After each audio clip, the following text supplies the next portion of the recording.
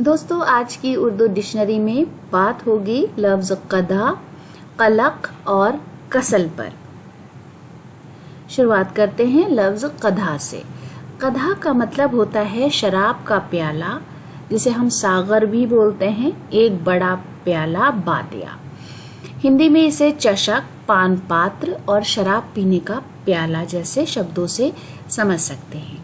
अंग्रेजी में इसके लिए cup, bowl, goblet, glass, a cup of wine और वाइन कप जैसे अल्फाज इस्तेमाल किए जाते हैं।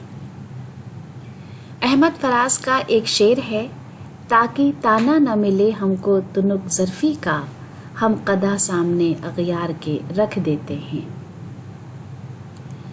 इसके बाद लफ्ज़ कलक।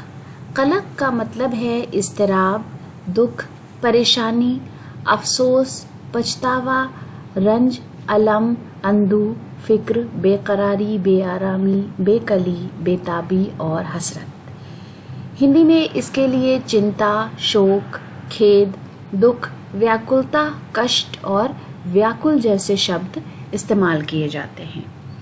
इंग्लिश में regret, discomfort, trouble, anxiety, deep regret और सौरो जैसे अल्फाज इस्तेमाल होते हैं। अतीक इलाहाबादी का शेर है, मैंने पूछा ये बता मुझसे बिछड़ने का तुझे कुछ कलक होता है क्या, उसने कहा थोड़ा बहुत। उसके बाद कसल। कसल का मतलब है सुस्ती, थकान, काहिली, मांदगी, कमजोरी, बेकारी, शिथिलता, आलस्य, क्लांति, थकावट, परिश्रम और श्रम। इंग्लिश में इसके लिए fatigue, tiredness, sloth, laziness, laxity, slowness, indisposition जैसे अल्फाज इस्तेमाल किए जाते हैं। तो दोस्तों, आज के वीडियो के लिए ये हमारी छोटी सी पेशकश थी।